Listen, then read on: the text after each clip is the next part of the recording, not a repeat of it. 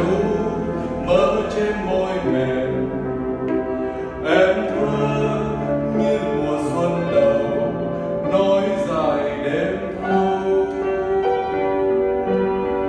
Anh là mùa thu cho em mơ màng, anh là lời ru quấn quýt bên đàn. Em đi tiếng gì thu vàng, tiếng gì xuân sang, còn thương nhớ nhau về thắm sao trời, còn thương nhớ nhau từng đêm bao tố. Tốt ước chẳng thể lời yêu chưa nói trên môi vùng về.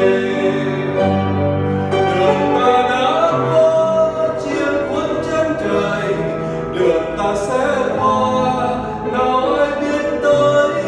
Chiều buồn giá rời dù lòng thôi mơ, dù buồn nên thơ. Chiều buồn giá rời dù lòng thôi mơ, dù buồn lên.